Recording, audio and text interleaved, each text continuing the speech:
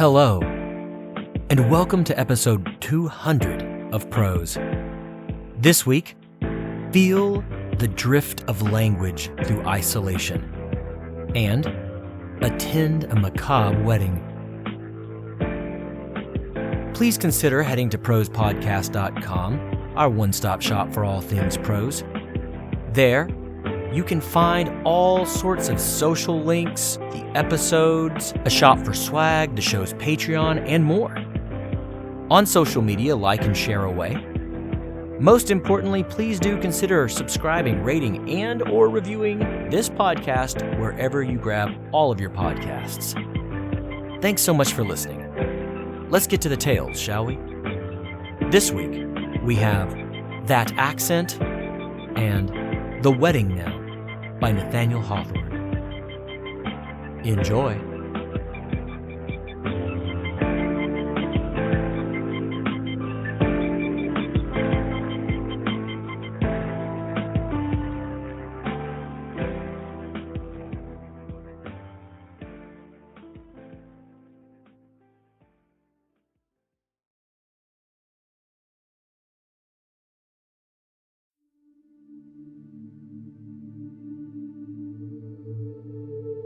That Accent, an original short story by Jared I. McGee.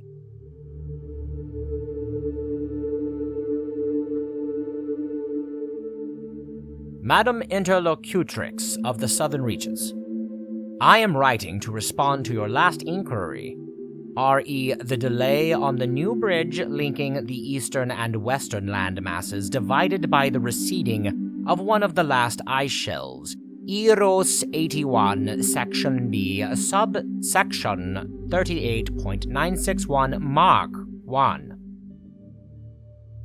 To open, the older bridge, known locally as the Old Oaken, still stands in the vicinity of where we seek to build this new bridge.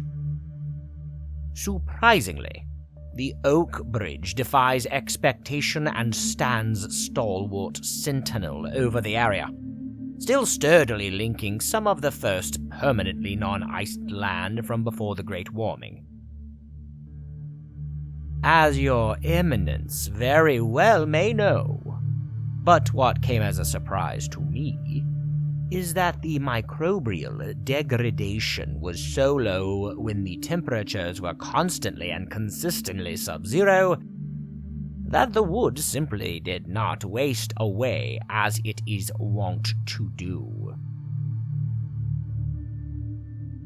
Even when the temperatures began to climb in our great-great-grandsires and granddames' time, the presences of bacteria, crustaceans, and mollusks was still much lesser volumes than in other parts of the planet. The only paltry presence of wood-degrading organisms was the rule rather than an oddity born of the new acidic oceans. So, certainly, saline and oxygenated marine waters degrade wood, as do other more modern environmental factors, but the Old Oaken feels and acts more like a stone these days, petrified by time and biology and the sheer audacity of its builder's hands. That old bridge acts as a bridge into our matter at hand. The locals look to it as a literal and metaphorical rallying point. They see it as a symbol of their people's ingenuity and industriousness, as well as their absence of need in having us and the company present. They resent our presence in Dongtian and would have us gone. This is nothing we are not used to in our development of company interests. However, we are usually rather adept at understanding local customs, culture, and language. The Dongtians have proven extremely difficult to crack. To be more pointed, The substratum of the problems plaguing the construction stem from these Dongtians, whatever the dogs call themselves, their manner of speech. More specifically, the well-documented accent that has long been curated by those residents that has been present for generations in this land. Just as with the lunar shift that has been becoming more and more prominent in speech patterns, the men and women working on our project here are all but incomprehensible when they lean into their folksy linguistics, malapropisms, and shifty patterns. I would say that wage cuts and a firm hand would be enough to get the workers back in line, but these people aren't our usual underclass waifs that are easily cowed. They are the great-grandsons and granddaughters of the scientists who first studied the Grand Land, isolated back when the ice shelves were still intact and the world many, many degrees cooler, allowing for Dongtian to be the frozen wasteland with which our ancestors were familiar. From those simple 1,000 researchers, this problem was spawned. Because those seeds planted were of a diverse variety of linguistic and cultural stock, this communication problem is unique in that one might understand every 10th word when they slip full into their pidgin, but that's it. When we get our linguists, who are polyglots, to try to sift through the morass, they are lost, despite having numerous modern and ancient languages at their beck and call. Computational models have borne more fruit. They are noting the vowel drifts and revision of consonant usage among many other features of this language. In no surprise to any of us who are working at trying to learn the speech, the models note that the language is so variant because it is an amalgamation of other languages and accents, many of which are no longer in use and have not been in at least a century. The same is true of speech patterns, which resemble something more akin to the late 22nd century than anything of our modern, enlightened age. Frustratingly, the AI also notes that this burgeoning language is embryonic. It is still undergoing rapid change and will likely continue to do so. Historically, that type of change only solidifies and speeds up further when speakers of that language are under duress. So, put bluntly, our attempts at pushing the workers seems to be exacerbating our problem with learning the language. Our finding, then, is that the close contact and isolation of Dongtian is to blame for these workers' ability to speak in what can be seen, at least for our purposes, in a code. We will continue to work to learn the locals' language, but the progress is slow, and the rapid evolution only serves to hamper the progress. If I may speak bluntly in this communique, Madam Interlocutrix of the Southern Reaches, I fear that we will need to use more forceful means of quelling the trend toward walkouts, pushbacks, and organizing. Our labor pool is already small, but the launch of Sakui's and the resultant flood of other floating cities being minted and released into the world, we do not have any others save the locals to turn to for this development labor. I am nervous that if we do not get past this damnable accent that they so desperately want to be their very own language, we might find ourselves in a place of violence. Suppression and oppression are both words that are not generally mentioned with a chipper tone or cast in a hopeful hue, but I think that they are words we, of the company, must seek to include in our policies moving forward in Dongtian. Thank you for your patience afforded me as I created this report. The unrest keeps all hands busy. I shall eagerly look forward to your Eminence's instructions on how best to proceed. I remain your faithful servant and defender of the company and all it is, J.M. Hounser, Development Manager Alpha, Dongtian.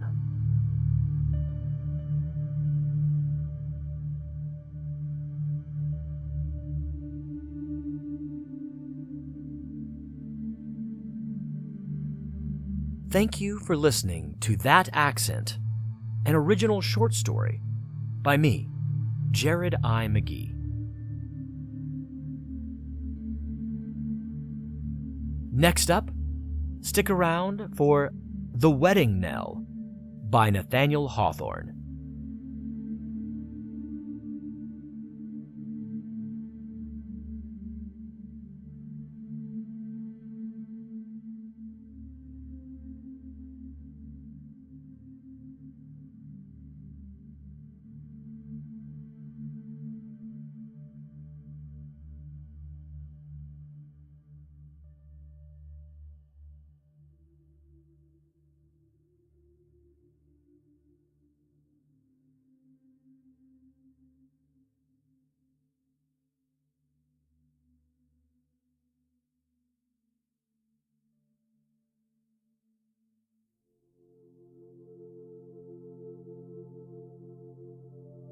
The Wedding-Knell by Nathaniel Hawthorne.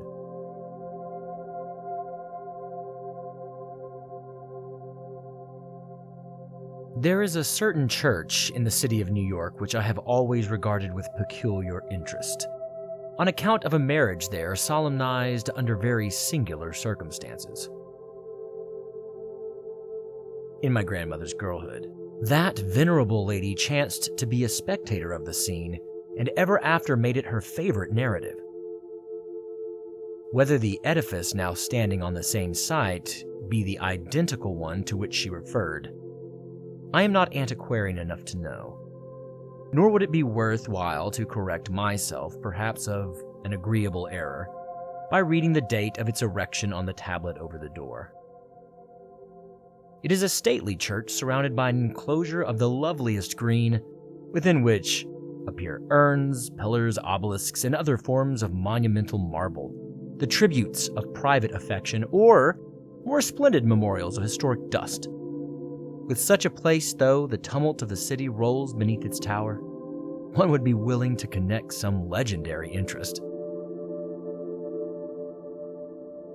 The marriage might be considered as the result of an early engagement, though there had been 2 intermediate weddings on the lady's part and 40 years of celibacy on that of the gentleman. At 65, Mr. Ellenwood was a shy, but not quite a secluded man. Selfish, like all men who brood over their own hearts, yet manifesting on rare occasions a vein of generous sentiment. A scholar throughout life, though always an indolent one, because his studies had no definite object, either of public advantage or personal ambition. A gentleman, high-bred and fastidiously delicate, yet sometimes requiring a considerable relaxation in his behalf of the common rules of society. In truth, there were so many anomalies in his character, and though shrinking with diseased sensibility from public notice, it had been his fatality so often to become the topic of the day by some wild eccentricity of conduct that people searched his lineage for a hereditary taint of insanity. But there was no need of this. His caprices had their origin in a mind that lacked the support of an engrossing purpose, and in feelings that preyed upon themselves for want of another food. If he were mad, it was the consequence and not the cause of an aimless and abortive life. The widow was as complete a contrast to her third bridegroom in everything but age as can well be conceived. Compelled to relinquish her first engagement, she had been united to a man of twice her own years, to whom she became an exemplary wife, and by whose death she was left in possession of a splendid fortune. A Southern gentleman considerably younger than herself succeeded to her hand and carried her to Charleston, where, after many uncomfortable years, she found herself again a widow. It would have been singular if any uncommon delicacy of feeling had survived through such a life as Mrs. Dabney's. It could not but be crushed and killed by her early disappointment, the cold duty of her first marriage, the dislocation of the heart's principles, consequent on a second union, and the unkindness of her Southern husband, which had inevitably driven her to connect the idea of his death with that of her comfort. To be brief, she was that wisest but unloveliest variety of woman, a philosopher bearing troubles of the heart with equanimity, dispensing with all that should have been her happiness, and making the best of what remained. Sage in most matters, the widow was perhaps the more amiable of the one frailty that made her ridiculous. Being childless, she could not remain beautiful by proxy in the person of a daughter. She therefore refused to grow old and ugly on any consideration. She struggled with time and held fast her roses in spite of him, till the venerable thief appeared to have relinquished the spoil as not worth the trouble of acquiring it. The approaching marriage of this woman of the world with such an unworldly man as Mr. Ellenwood was announced soon after Mrs. Dabney's return to her native city. Superficial observers and deeper ones seemed to concur in supposing that the lady must have borne no inactive part in arranging the affair.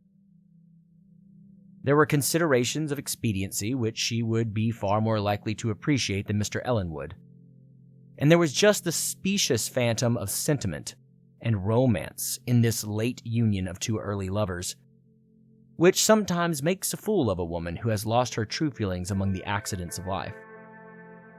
All the wonder was how the gentleman, with his lack of worldly wisdom and agonizing consciousness of ridicule, could have been induced to take a measure at once so prudent and so laughable.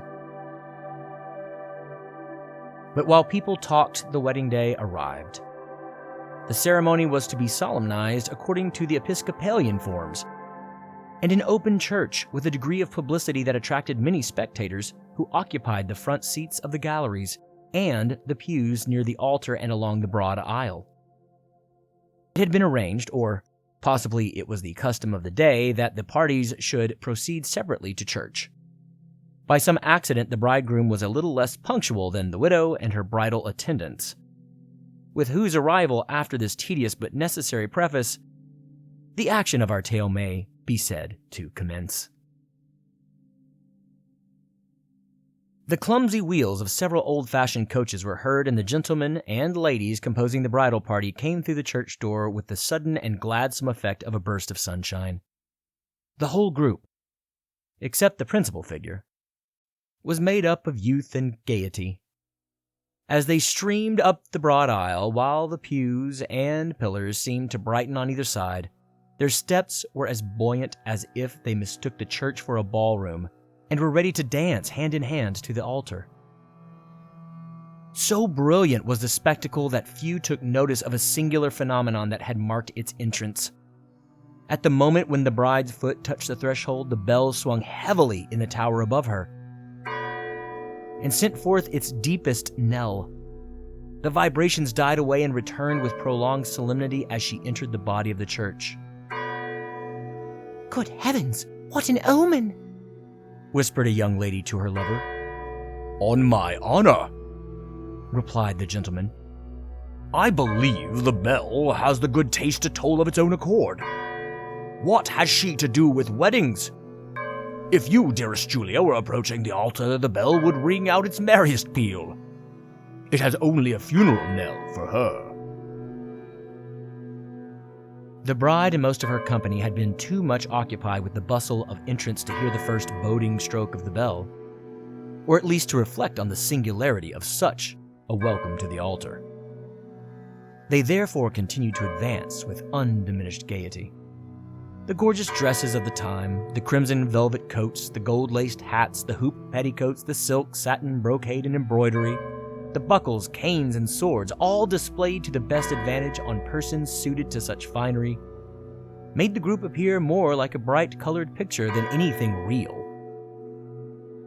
But by what perversity of taste had the artist represented his principal figure as so wrinkled and decayed, while yet he had decked her out in the brightest splendor of attire, as if the loveliest maiden had suddenly withered into age and become immoral to the beautiful around her. On they went, however, and had glittered along about a third of the aisle when another stroke of the bell seemed to fill the church with a visible gloom, dimming and obscuring the bright pageant, till it shone forth again as from a mist. This time the party wavered, stopped, and huddled closer together, while a slight scream was heard from some of the ladies, and a confused whispering among the gentlemen. Thus tossing to and fro, they might have been fancifully compared to a splendid bunch of flowers, suddenly shaken by a puff of wind which threatened to scatter the leaves of an old, brown, withered rose on the same stalk with two dewy buds, such being the emblem of the widow between her fair young bridesmaids. But her heroism was admirable. She had started with an irrepressible shudder, as if the stroke of the bell had fallen directly on her heart. Then, recovering herself, while her attendants were yet in dismay, she took the lead and paced calmly up the aisle. The bell continued to swing, strike, and vibrate with the same doleful regularity as when a corpse is on its way to the tomb. "My young friends here have their nerves a little shaken," said the widow with a smile to the clergyman at the altar. "but so many weddings have been ushered in with merriest peal of the bells, and yet turned out unhappily, that I shall hope for better fortune under such different auspices." "Madam," answered the rector in great perplexity, "this strange occurrence brings to my mind a marriage sermon of the famous Bishop Taylor, wherein he mingles so many thoughts of morality and future woe, that, to speak somewhat after his own rich style, he seems to hang the bridal chamber in black, and cut the wedding garment out of a coffin pall. And it has been the custom of divers nations to infuse something of sadness into their marriage ceremonies, so to keep death in mind while contracting that engagement, which is life's cheapest business. Thus we may draw a sad but profitable moral from this funeral knell." But though the clergyman might have given his moral even a keener point, he did not fail to dispatch an attendant to inquire into the mystery and stop those sounds, so dismally appropriate to such a marriage. A brief space elapsed, during which the silence was broken only by whispers and a few suppressed titterings among the wedding party and the spectators, who, after the first shock, were disposed to draw an ill-natured merriment from the affair. The young have less charity for aged follies than the old for those of youth. The widow's glance was observed to wander, for an instant, for an instant towards a window of the church, as if searching for the time-worn marble that she had dedicated to her first husband. Then her eyelids dropped over the faded orbs, and her thoughts were drawn irresistibly to another grave. Two buried men with a voice at her ear and a cry afar off were calling her to lie down beside them. Perhaps with momentary truth of feeling, she thought how much happier had been her fate if, after years of bliss, the bell were now tolling for her funeral, and she were followed to the grave by the old affection of her earliest lover, long her husband. But why had she returned to him when their cold hearts shrank from each other's embrace? Still, the death bell tolled so mournfully that the sunshine seemed to fade in the air. A whisper, communicated from those who stood nearest the windows, now spread through the church. A hearse with a train of several coaches was creeping along the street, conveying some dead man to the churchyard, while the bride awaited a living one at the altar.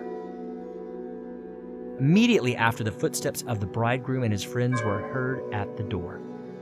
The window looked down the aisle and clenched the arm of one of her bridesmaids in her bony hand with such unconscious violence that the fair girl trembled. "You frighten me, dear madam," cried she. "For heaven's sake, what is the matter?" "Nothing, my dear darling," said the widow. Then whispering close to her ear, "There is a foolish fancy that I cannot get rid of. I am expecting my bridegroom to come into the church with my first two husbands for groomsmen." "Look! Look!" screamed the bridemaid. "What is here? The funeral!" As she spoke, a dark procession paced into the church. First came an old man and women, like chief mourners at a funeral, attired from head to foot in the deepest black, all but their pale features and hoary hair. He leaning on a staff and supporting her decrepit form with his nerveless arm. Behind appeared another and another pair, as aged as black and mournful as the first.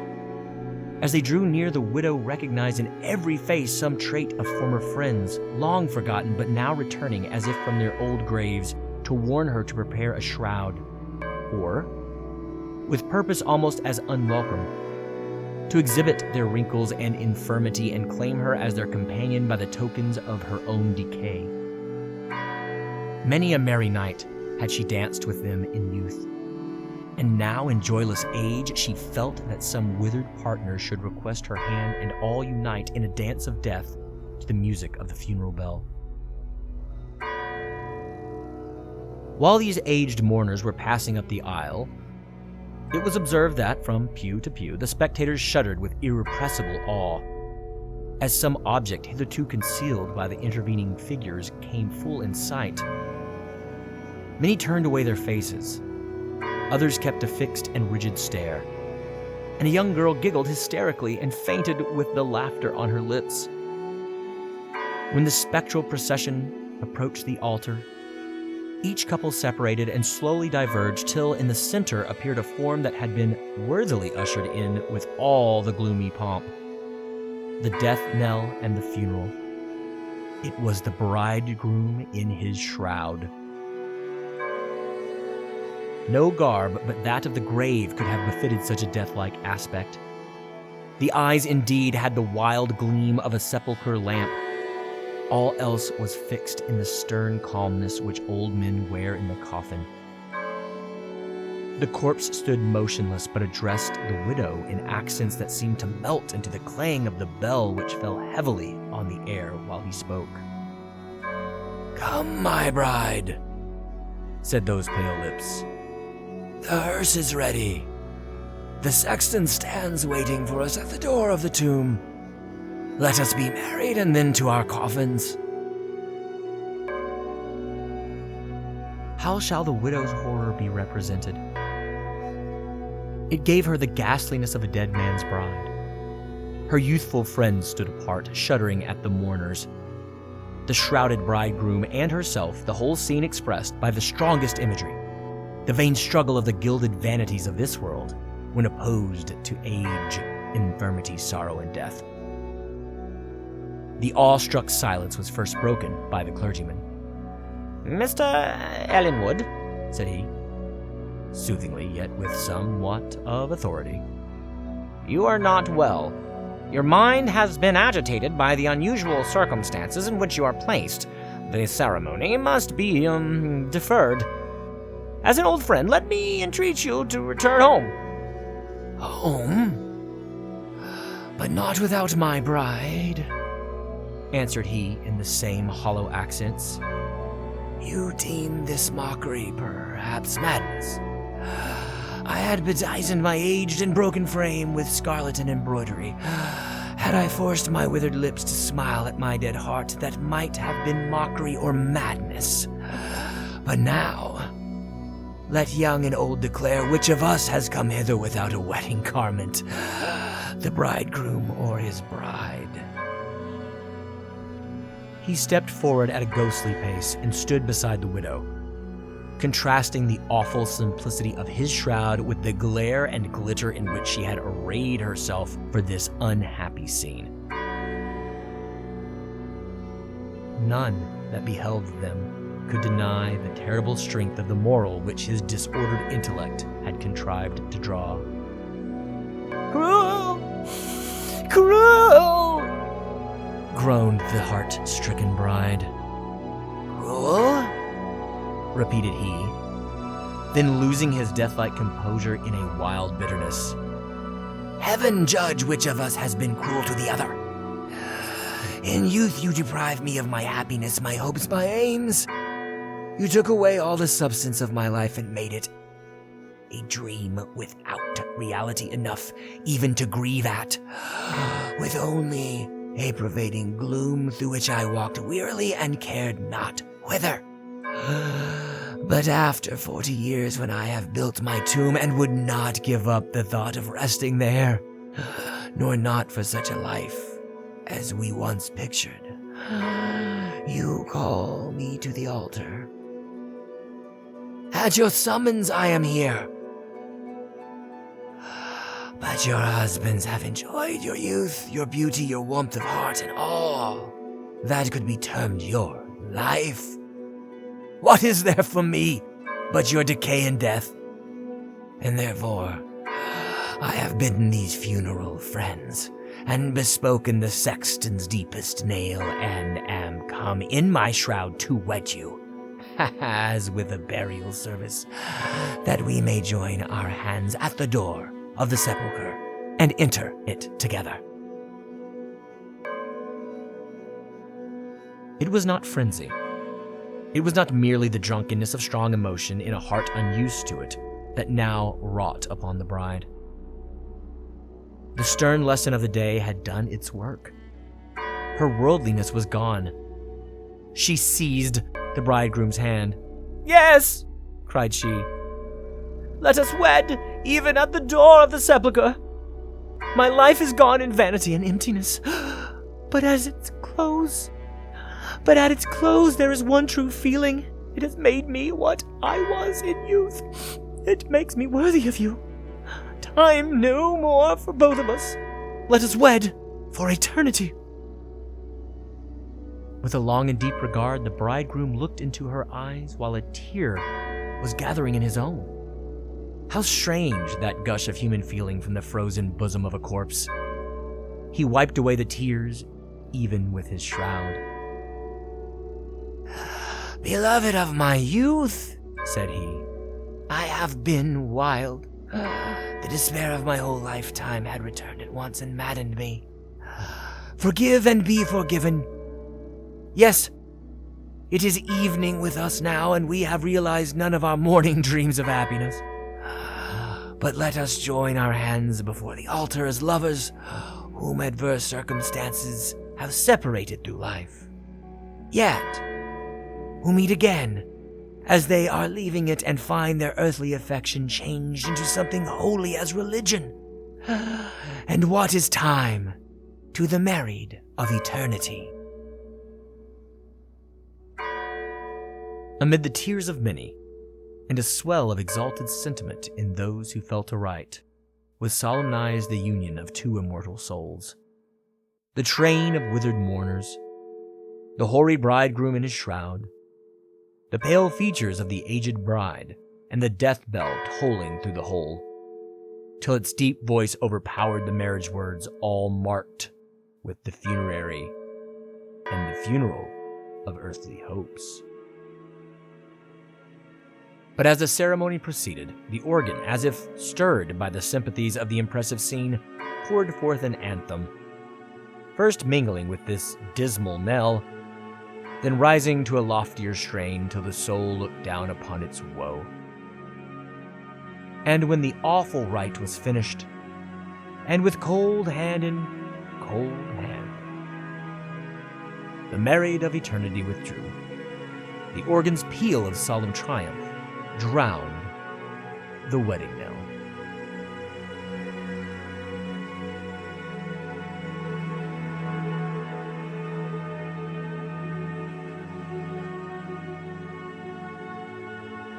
Thank you for listening to The Wedding-Knell, an original short story by Nathaniel Hawthorne.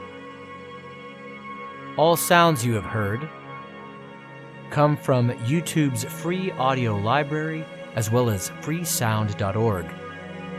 All these sounds are being used under CC0 1.0 public domain dedication licenses.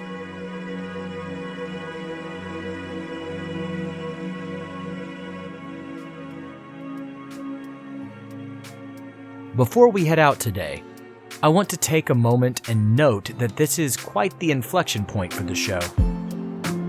Not counting all the holiday specials, the COVID-era bedtime stories series, and some other special projects, this marks the 200th episode of Prose. That consists of 385 short stories, 20 plus gigabytes of audio files, and roughly 69 hours of listening. Again, not counting the specials and other bits and bobs. Whether you are listening for the very first time, or have been with me for all these 7 years, 1 month, and 14 days, thank you so much for joining me on these journeys. I do not know what the future holds, but I do know that the time I have spent creating for and voyaging with you all has meant the world. And remember, until next time, love those around you, tell them that you do, and embrace this life as it is always stranger than fiction. Thank you so much for listening.